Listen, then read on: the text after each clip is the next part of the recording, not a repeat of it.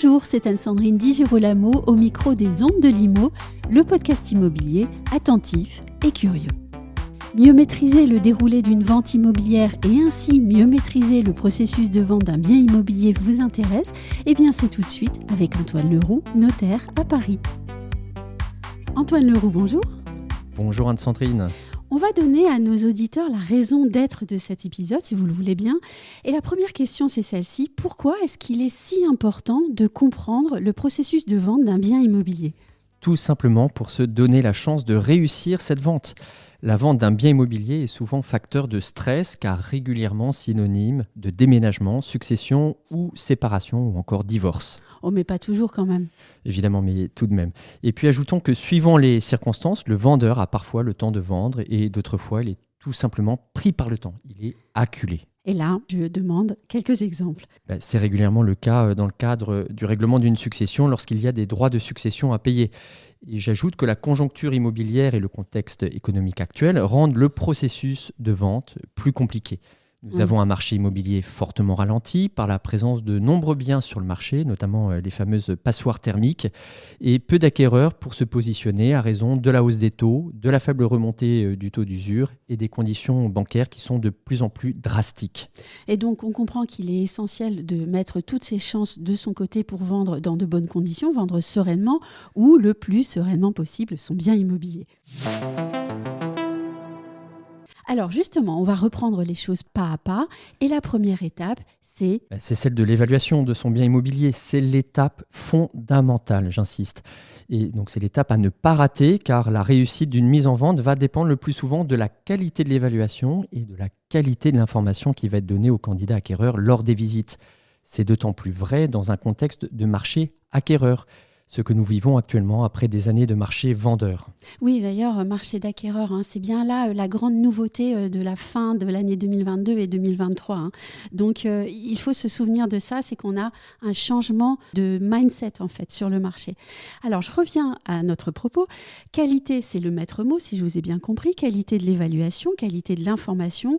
Donc, tout doit être juste dès le départ. Oui, la justesse de l'évaluation va permettre de se donner les moyens de trouver plus rapidement un acquéreur sans prendre le risque de griller le bien. Il faut bien se rendre compte que l'évaluation d'un bien immobilier ne résulte pas de sa seule situation, de sa superficie et de son état matériel. Il faut également prendre en compte les qualités juridiques et techniques du bien. Et là, je pose une question, parce que vous venez de prononcer quelque chose qui me semble important d'expliciter. Qu'est-ce qu'on entend par qualité juridique ou technique d'un bien ?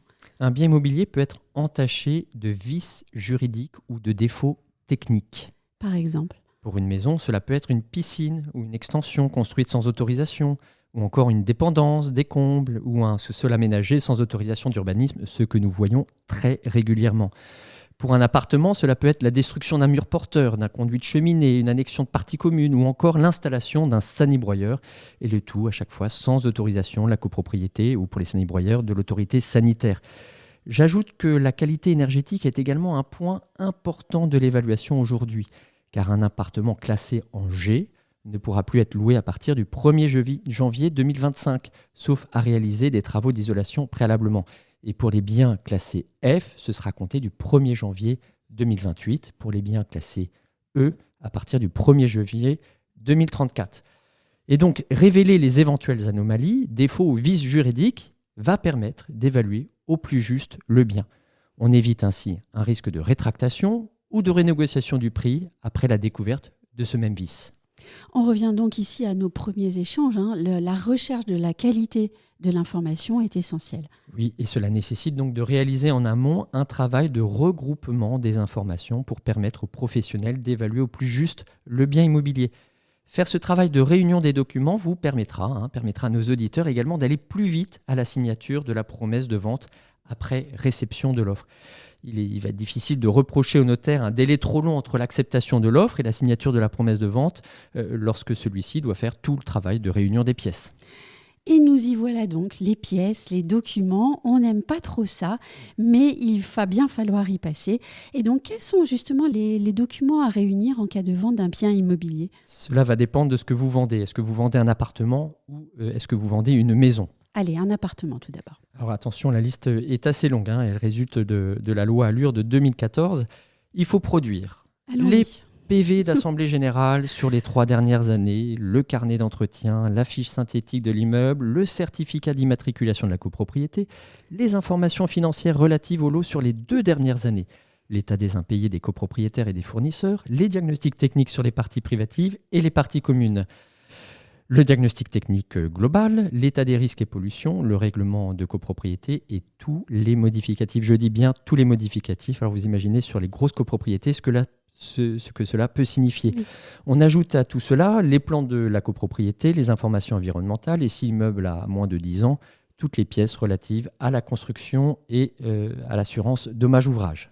Je tiens à rassurer nos auditeurs, ils pourront retrouver la liste des documents sur le site internet dans l'article qui accompagnera cet épisode. Bon, alors on a parlé des pièces nécessaires pour l'achat d'un appartement, on passe maintenant à la maison. Est-ce qu'on a moins de pièces à collecter et produire ? Oui, parce que tout simplement, ce Oui. n'est pas une copropriété. Alors, donc, du coup, on ne produit pas le même type de pièces.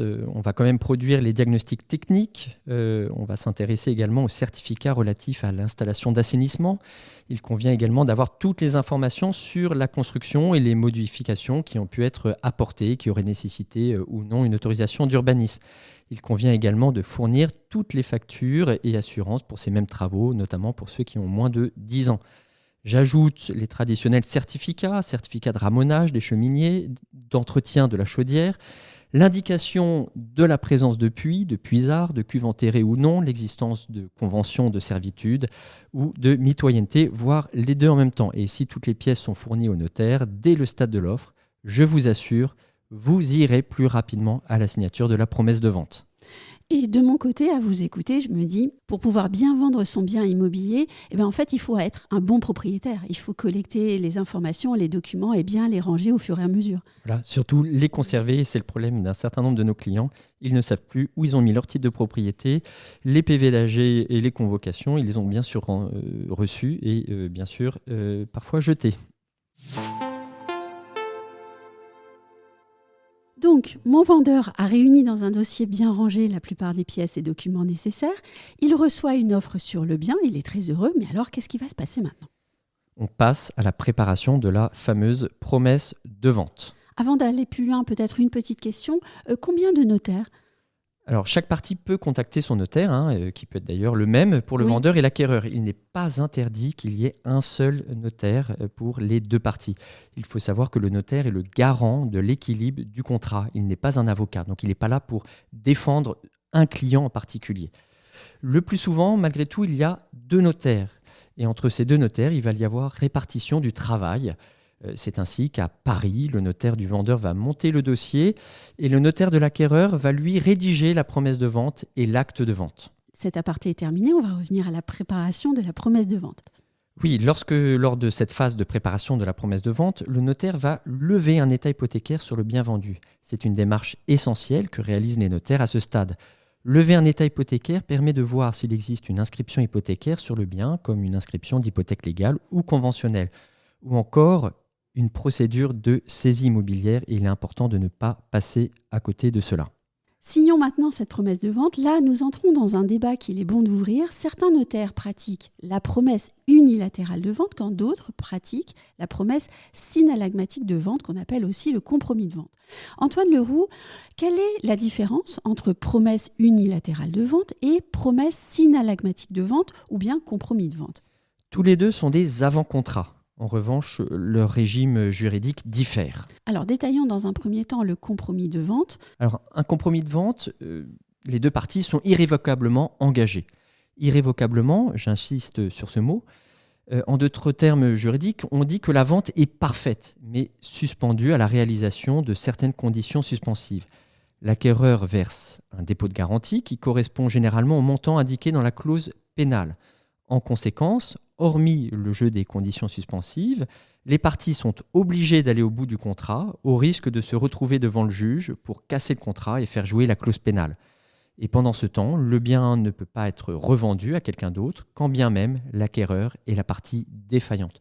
Ce type d'avant-contrat est pratiqué par les agences immobilières, et majoritairement par les notaires au sud de la Loire. Quid maintenant de la promesse unilatérale de vente, puisque là, on vient de parler du compromis de vente qui était aussi appelé la promesse synalagmatique de vente. Et là, maintenant, on passe à la promesse unilatérale de vente. Qu'est-ce que c'est ? Alors, la promesse unilatérale de vente est pratiquée majoritairement par les notaires au nord de la Loire, et particulièrement à Paris. Dans la promesse de vente, seul est engagé le vendeur que l'on appelle alors le promettant. Il est irrévocablement engagé le temps de la promesse de vente. L'acquéreur, que l'on appelle le bénéficiaire, n'est lui pas engagé. Il dispose donc d'une option d'acheter ou de ne pas acheter dans le délai de la promesse. En contrepartie de l'immobilisation du bien pendant la durée de la promesse, l'acquéreur bénéficiaire de la promesse verse une indemnité d'immobilisation qui va être séquestrée notamment chez le notaire et qui sera due si l'acquéreur se désengage de la promesse pour une mauvaise raison. Que se passe-t-il, et cela malheureusement arrive, si le vendeur n'a plus de nouvelles de l'acquéreur ? Si au terme de la promesse, le vendeur n'a plus de nouvelles de l'acquéreur, il peut reprendre sa liberté sans passage devant le juge, et c'est la force de la promesse unilatérale de vente. J'ajoute que si l'acquéreur n'a plus de nouvelles du vendeur, il a, lui, la possibilité de forcer l'exécution du contrat, l'engagement du vendeur étant irrévocable et étant bénéficiaire d'une promesse authentique de vente, c'est-à-dire reçue par un notaire.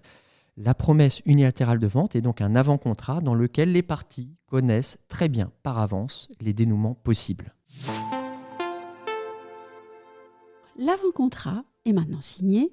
On passe à quelle étape ? L'acquéreur va se préoccuper de son financement, notamment de l'obtention de son prêt. On laisse généralement 2 mois à l'acquéreur pour produire son offre de prêt et cela passe très vite. Le notaire va quant à lui, pendant ce temps, purger les éventuels droits de préemption de la mairie, de la SAFER, régulariser un congé qui aurait été mal donné à un locataire, collecter les pièces d'urbanisme, obtenir les accords de mainlevée en cas d'inscription hypothécaire, demander également les éléments d'état civil des parties et lever le casier judiciaire de l'acquéreur. Imaginons que le financement ait été obtenu, que le dossier soit complet. Le processus est donc maintenant en voie de finalisation. Oui, et une fois le financement obtenu, le dossier complet, nous mettons d'accord, vendeur et acquéreur, sur une date de signature de l'acte de vente définitif. Nous adressons à l'acquéreur une convocation qui va lui permettre de débloquer ses fonds.